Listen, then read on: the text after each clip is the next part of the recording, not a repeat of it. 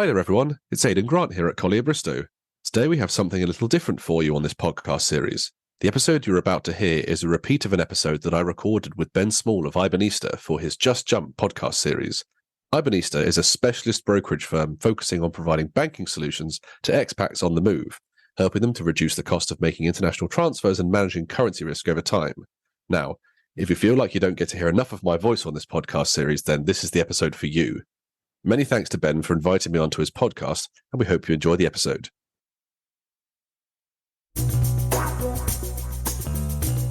Americans moving to the UK. This one is for you. Now, I know if you're planning a move, you'll have 1,000,001 things on your to-do list. And let's be honest, it's unlikely that tax will be one of the sexier choices to start with. Plenty of expats leave tax considerations right until the last, and it can end up costing them thousands. Here to illustrate the importance of this is the hugely experienced Aidan Grant from Collier Bristow. Welcome to another Ibanista podcast. I'm your host, Ben Small. Let's jump to it. Aidan, thanks for jumping on. Lovely to be here. I've been very excited to welcome you on here ever since Charles, your colleague, telling me about UK, USA, your beautiful notes in your voice. That's incredibly generous of you. Guest appearance from another podcaster. People go and check that out. But the other side to this as well, I was very keen to find out what, best part of a decade in advising US residents moving to the UK on tax. I wanted to hear, what does that teach a human being? How does that shape a human being? Are you suggesting that I'm going to come up with some sort of great Damascene conversion moment where I suddenly decided that Americans were my future or my whole world? No, not particularly. I was born an American. I was born in Chicago to an American mother and a British father. But I spent most of my life in the UK, which is why the accent isn't much of a giveaway. I should say I've since given up my American passport. But on a personal level, I guess I've always felt some sort of solidarity with the American community in London and those moving here, because I experienced what it was like to be an American taxpayer and all the joys and perils that come with being an American taxpayer in London. And so, want to extend the hand out to those that, step off the boat at wherever the harbour is they step off these days, Southampton maybe. It's not my entire practice, but it certainly forms the largest part of my sort of international tax planning practice, is helping those Americans in the UK. Sure. I think it's very important to be able to relate to that journey. People will be spinning lots of different plates when they're changing countries. Tax is one of them, clearly. But Absolutely. If it relates to the other stuff, then that's important. Now, I challenged you before we recorded this to overcome the typical line that I know my clients and guests will get when they talk to lawyers typically is, well, you must talk to us before you make the jump. You must talk to us. And that's basically where the tips stop. So we've got two phases to this today. The first one being, I'd love to understand what the typical circumstances are to the people you're helping on a daily basis. What does their world look like? And then we'll get into the trenches together and find out what mistakes people tend to make and go from there. How does that sound?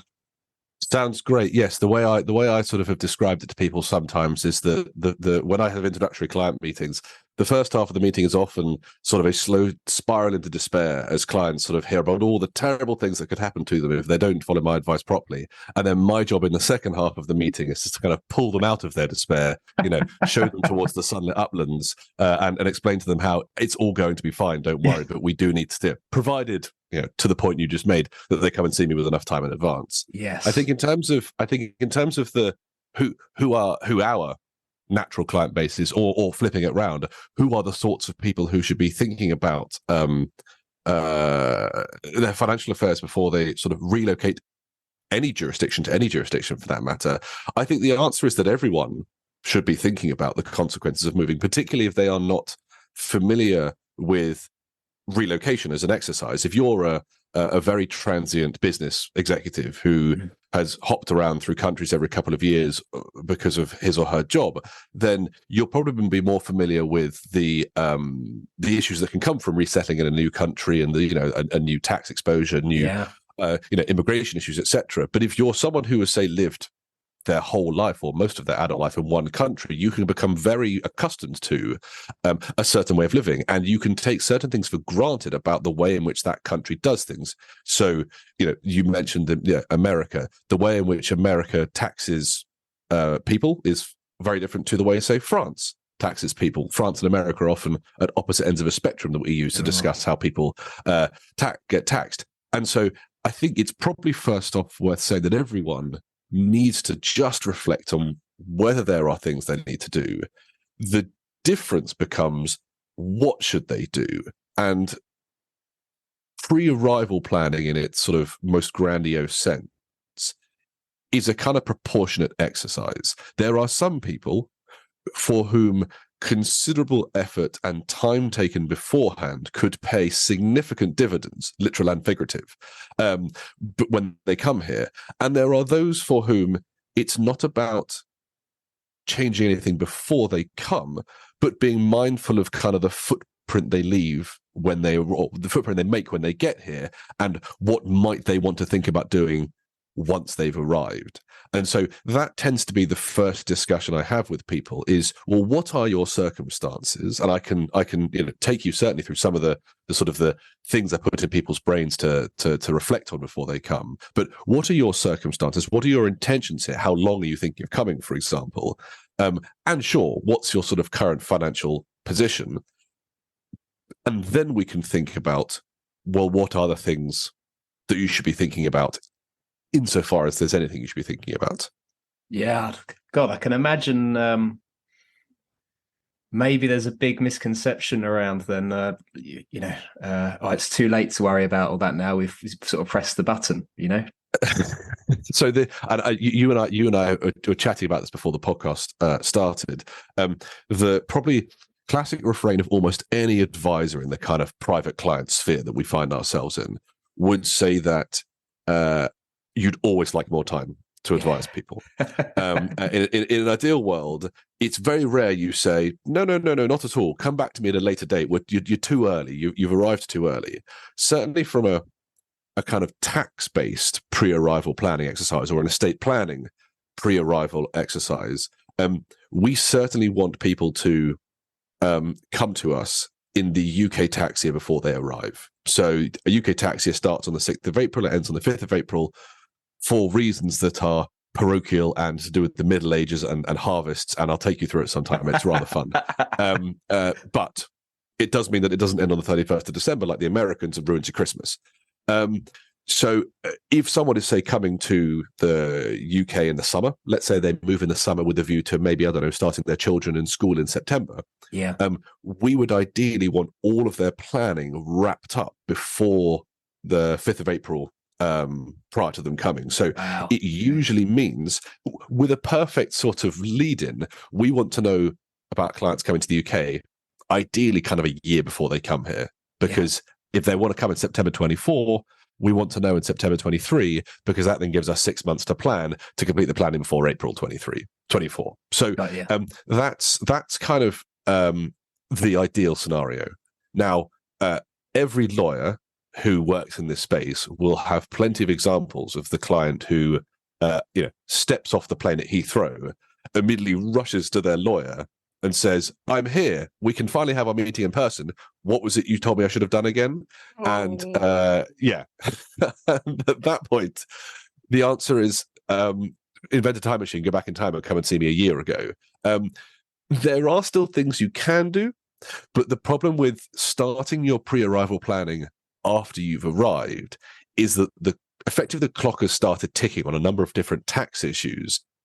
And the answer is that most of the pre-arrival planning steps you could have taken, the answer to which would have been no tax, are now going to be possibly some tax, depending on what they are. And some tax can actually mean quite a lot of tax, depending on what the circumstances are. So if you want to conduct your pre-arrival matters in a efficient and maximize the returns kind of way, you really need to do it before we treat you as resident, which could be from the start of the tax year in which you arrive. I mean, amazing. I suppose, yeah, you bringing us on the back to that story arc of the worst case scenario, people rocking up like that. But I could imagine myself being it's one of those candidates very, very easily just turning up in a place and then thinking about it then. But yeah, I imagine there's a cost that comes with this service, and so to maximize that to the fullest, you would hope people. Yeah, there is a cost of these services, like the cost of any professional services. Yeah. But equally, like the cost of any professional service, most people would tell you, most advisors would tell you that the return you take is far in excess of the cost of putting the service in place. It tends not to be about persuading people of the merits of it. The complexity, it comes from getting people in through the door early enough so that you can carry out the planning to the maximum possible extent. Yeah. Because the later you leave it, probably the harder we've got to work to unpick everything, and therefore the more expensive it gets, and therefore your rate of return decreases. But also is conducting that exercise I mentioned a little while ago of actually trying to work out what are the things that are going to be proportionate for the client in question. There is no point in me just on a sort of pro forma basis saying to a client that wants to come to the UK from any country, oh, great, well, this is the exercise you should go through, if that's just wholly unsuitable for that person or completely disproportionate to the amount of money they may save or the amount of peace of mind they'll generate from it. If there's someone for whom we just have to say, maybe think about your estate planning when you come here. If you're going to buy a UK property, maybe, put in place a UK will or maybe some UK lasting powers of attorney. It might be that's all it is. And that's possibly nothing they've got to do before they arrive here. That's fine. And that peace of mind for some clients is a fairly straightforward exercise.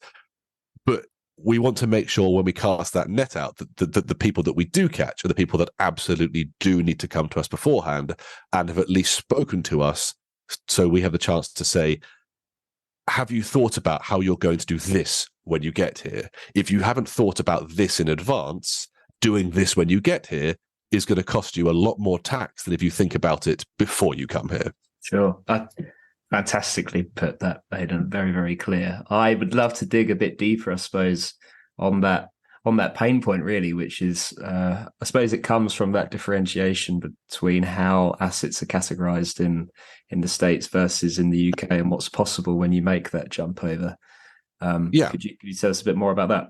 Yeah, I mean, fundamentally, the reason why pre-arrival planning exists in almost any country is that most countries tax on the basis of territoriality, i.e., the greater connection you have to a country, the more that country is going to tax you. So, for example, the UK, the extent to which an individual pays UK taxation, things like income tax or capital gains tax during their lifetime, or they'll pay things like inheritance tax on their death, relate to concepts such as residency and domicile, which are both a measure of how closely connected you are to the UK by various different metrics.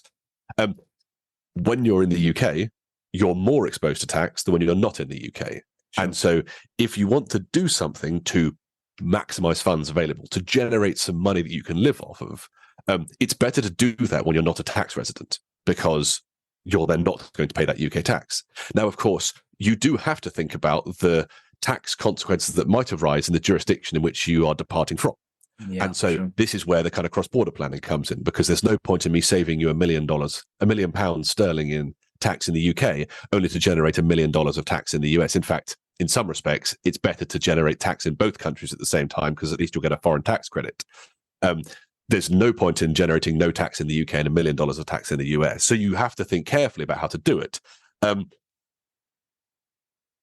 The difference with the Americans, and the reason why cross-border planning with the Americans is particularly unique, is that Americans don't tax by territoriality. America taxes by citizenship, and this is why Americans in the UK have such a wonderful, wonderful time being abroad. Is that the American tax code follows them wherever they live. Right. There are only it's I think it's true. It's an apocryphal statement we say all the time. I've never actually checked it. I think there's only two countries that tax by citizenship. One is the United States of America, and one is Eritrea. I did hear once that North Korea might also be a country that taxes by citizenship, but you don't tend to find many North Koreans living abroad. No. So the issue with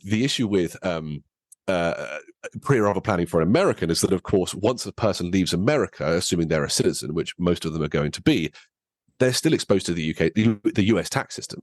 And so we can't do planning where, say, for example, someone comes from France and, we can time their departure from France and any tax that might arise as part of leaving France with them arriving in the UK. Sure. So that is the complexity with dealing with pre-arrival planning in the US.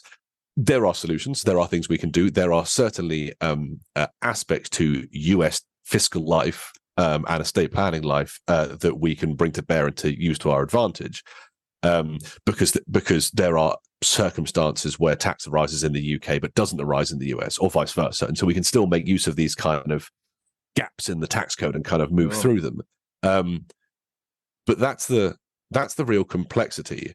It still comes back to the same discussion I mentioned at the very beginning, which is, how long are you going to be here for? Yeah.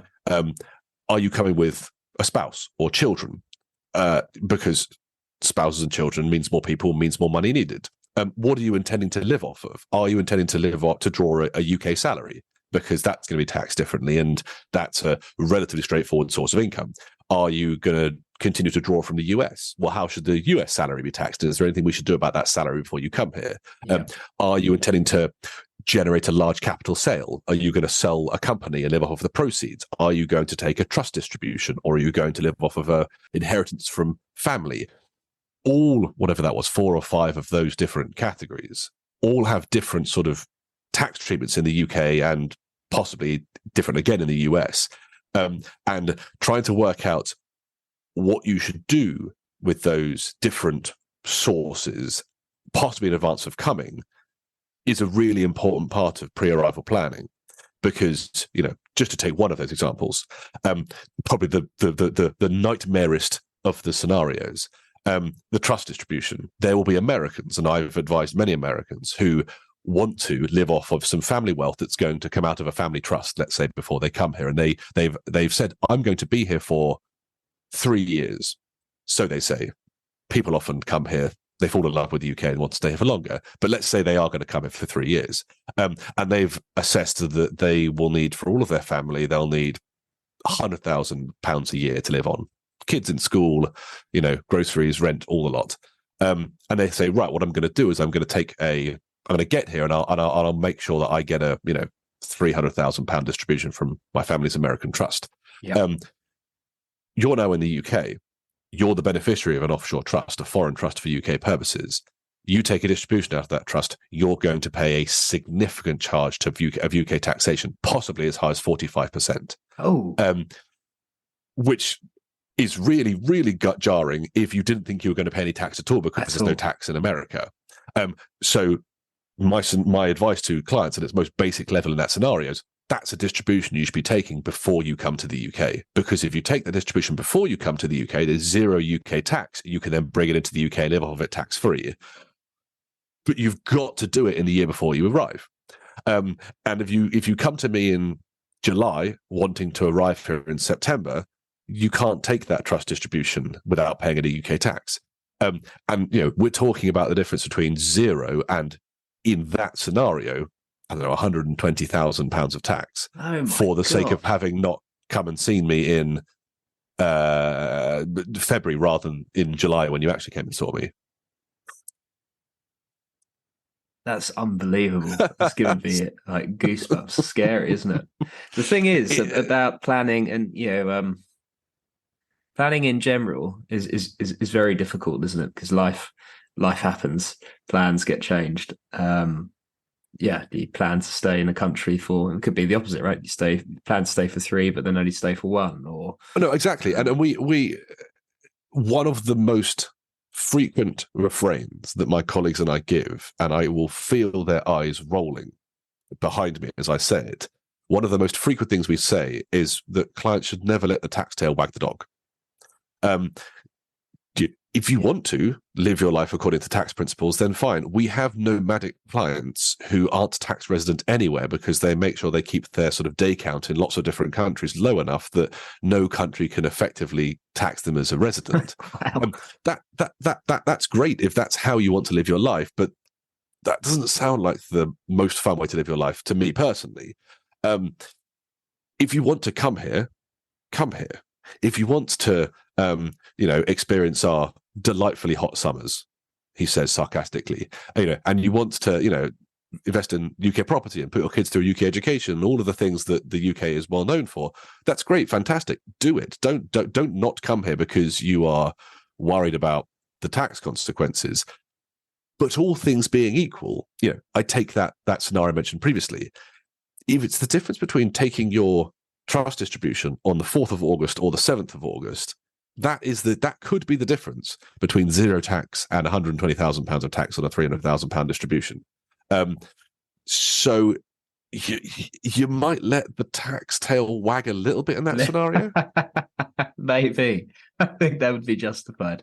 I suppose the other aspect to it is the part you can control, which is getting in touch in a timely manner, being strategic about that. The other side is managing, I suppose, with your expertise, the things that people can't necessarily control, the macro elements that come into play here, because we're talking big moves moving from one country to the next. There's political things at play here. Can you tell me about the work you do around that and things you expect to change? There's various macro factors that you can't control. There are sort of personal macro factors you can't control. You can't control, for example, when something really sad happens, like a parent dying.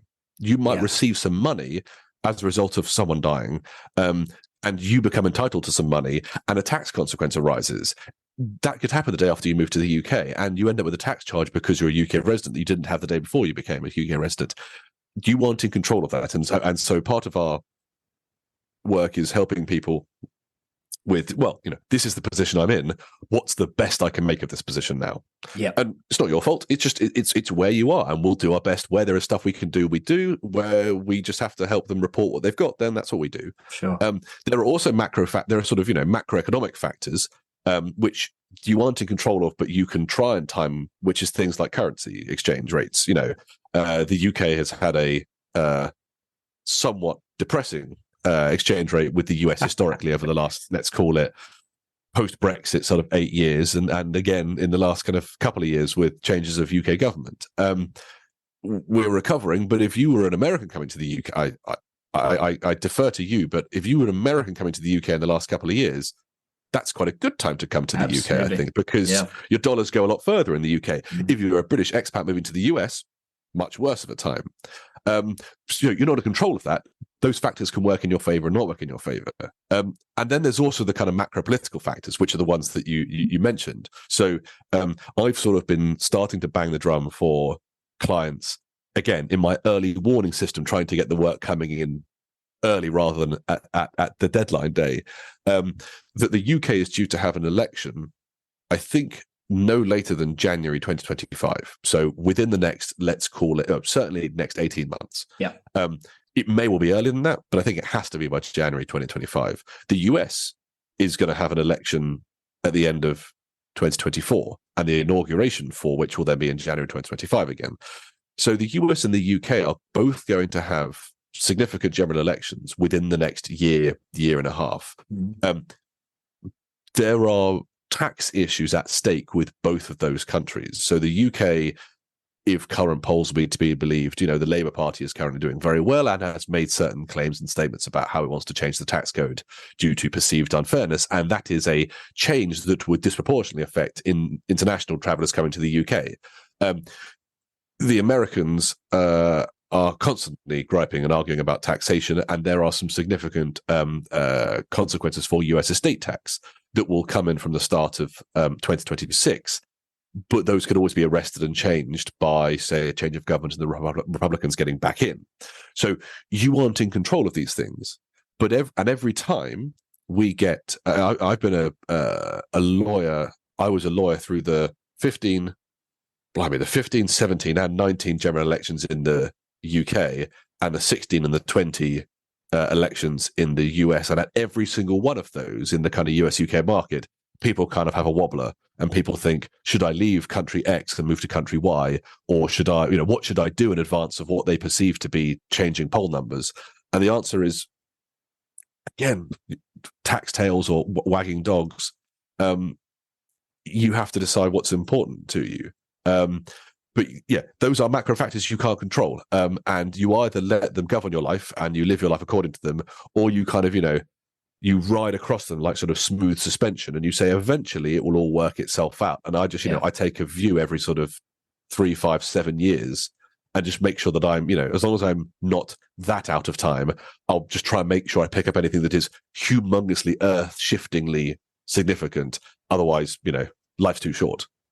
Yeah, fair. I completely get that. It just must be quite a challenge when you've got all this flood of news coming, not just hitting you directly, but hitting your clients, who will then emotionally react in different ways. It's the yoke around the neck of a private client lawyer that, on the one hand, we are still using law that is over 200 years old.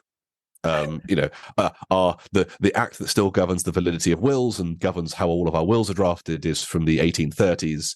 The historic bit of case law that describes testamentary capacity for creating a will is from the 1830s as well. And yet, on the other hand, we are probably, certainly within my firm, probably more than any other of the departments here, also at the mercy of constant churn of tax rates being changed, of finance acts coming out, of new law coming in. And so we also have to be the ones who have the legislation book open most frequently, because the law is constantly changing. So there's this really strange it's a strange dichotomy that every tax lawyer loves, because you wouldn't do it if you didn't want to do it. But between the kind of the frankly Victorian on the one hand, and the kind of here and now on the other. And, in the middle of that, we've got to tell clients what the best solution for them is. Yeah, absolutely. That's a very interesting point, that I suppose quite a high end question, but how quickly can these things change over time to accommodate for the world of an exec these days, having to change countries more and more regularly?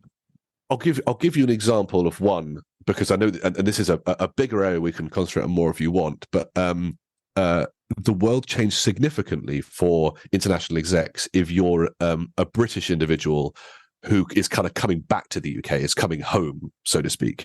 The law on that changed significantly in 2017, and if you're someone who sort of returning to the UK from abroad, as I say, a person who is of the UK by origin, from 2017, your exposure is your ability to work tax efficiently becomes much more sort of handcuffed. I'm using this. I'll come on to that in a second. And what the tax actually is. The reason I'm using it as example is the way in which they changed the rules. So they started making noise about changing the rules here. I'm talking about the rules relating to domicile in the UK. They started making noise about changing these rules, I think, in something like 2016. It might even have been as early as 2015. And they were quite clear that these rules eventually were going to come in from the start of the tax year in 2017, the 2017-18 tax year, which started on the 6th of April 2017. They were making noise around Christmas time in 2016. They were making noise in the early 2017 about wanting to do it. The UK government had its hands full with other things at the time, like Brexit, for example, and they missed the 6th of April 2017 deadline. They hadn't passed what they wanted to pass. And so we as tax lawyers, we kind of knew what they wanted the law to be, but the law hadn't been passed. And so our clients on the 6th of April 2017 were left going, well, hang on, what is the law? And we were going, we can't tell you what the law is currently because they haven't passed the law they said they were going to pass. And we were saying to people that maybe they'll kick the can down the road till 2018, and maybe they will, bring the rules in from 6th April 2018. What they actually did was they passed what's called Finance Number 2 Act 2017, I think in November, with retrospective effect to the 6th of April 2017. So all of those people between April and November that were sort of not sure of their position, yes, they might have had notice of the fact these rules might be coming in, were effectively told, that deadline about 6 months ago, yeah, you're now caught by that deadline. Sorry, we didn't pass the rules at the time. And it was a big problem. And there was a lot of consternation about the moral or legal validity of retrospective tax changes, and that goes on to this day. So the sort of the moral of the story here is that these things can change quite quickly. Usually, usually with massive seismic changes, we want the government to give us time to reflect, and there should be a consultation, and we should have the time to inform our clients. But the government is not averse to changing the rules quite quickly, and sometimes with relatively limited fanfare, and so people don't realize that the rules have changed. Oh, that's scary. That's really scary. Yeah, the point is, it's just, if it's happened before, there's no reason why it can't happen again and again. We are often asked about what will the law be, and I can't advise you what the law will be because I don't have a crystal ball. I can only advise you on what the law currently is and maybe what HMRC's sort of practice is. A piece of advice that we give is only good at the date in which it is circulated. It is just unfortunately the nature of tax law that it will change. And, if you are someone who enjoys sitting at the cutting edge of tax law and sort of, constantly pushing the envelope in terms of what you can achieve, eventually you're going to possibly fall the other side of that line as it changes. Okay. Yeah, it makes a lot of sense. Well, I suppose the natural question from there is, what are you most excited about? Maybe, I don't know if that's the natural word, but yeah, over the coming year, what's the sort of stuff you're expecting to sort of see more and more of based on the circumstances? I think we're still, I don't know about in your business, but I think we're still in a kind of post-pandemic wave of people who were possibly stopped from carrying out plans in the kind of 2020, 2021 couple of years, who are now putting those plans in motion. And so in the last 12 months, let's say, we've seen, I think, an increase in the number of Americans coming to the UK, or certainly the number of Americans coming through our doors as America starts to become mobile again. Yeah. Probably coupled with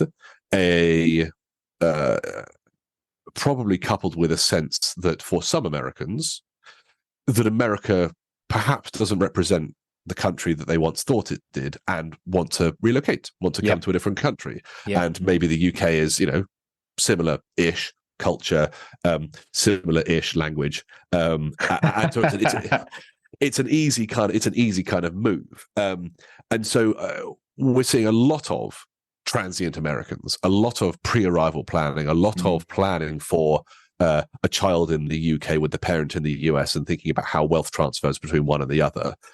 So that is certainly one aspect to international tax planning is more people coming to the UK. The second thing that we are seeing, and that is unfolding in sort of, I have my own personal views, is we're in a post-Brexit world.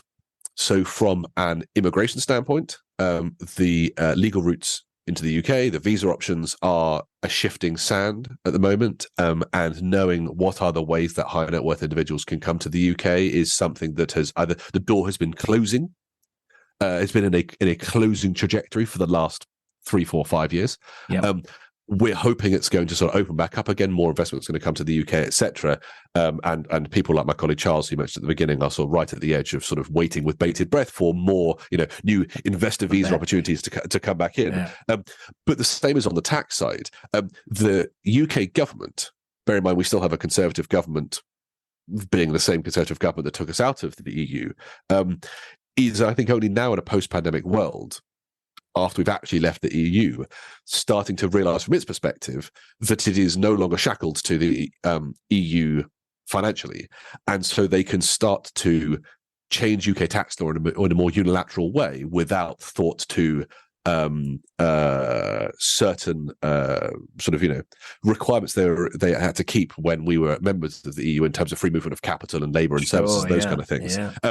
And that's being kind of applied in certain ways that are, as a general rule, from a tax perspective, actually reducing opportunities for people overseas in the UK, because we're doing things like reducing tax relief on on gifts to foreign charities, things like that, because these are perceived to be things that we only had to put in place because we're members of the EU. So I would say it's this kind of dovetail. It's on the one hand, from the kind of US-UK relationship, an increase. From a UK-EU relationship, an increased isolation and increased insulating of the UK as an entity. So what's the consequence of all of that? I can't say, but certainly in my practice, it is leaving us with no shortage of work at the moment. No, I'm sure. There's what's it artists say, that your creativity can only be inspired by the limits that are put upon you. So if you've got Very a page true. this big or this big, you can only do so much within that world. Yeah. I can see in your eyes and I can hear in your voice that you relish the challenge that presents. Yeah, I wouldn't be in the space if I didn't enjoy it. I wouldn't work with Americans if I didn't enjoy working with Americans, and I'll continue to enjoy working with Americans for the rest of my career, so long as they keep coming to the UK. Very, very good indeed. I would like to ask you openly, what would be the best way for people to get in touch with you now that we've rallied them to think about their life plans a little bit sooner than maybe they would have done otherwise? I guess I could be slightly egocentric and say if you Google Aidan Grant and Collier Bristow, the name of my firm, you'll probably find me. So that's probably the easiest way. We have a contacts inquiry page on our website for people to get in touch if they've got questions they want to ask, and they those inquiries tend to find their way to me quite quickly. Okay. You were very kind enough to mention my podcast UK USA as well, which focuses on kind of these issues, sort of UK tax estate planning, and a quick Google of that also elicits my name, hopefully, if we've done our job properly.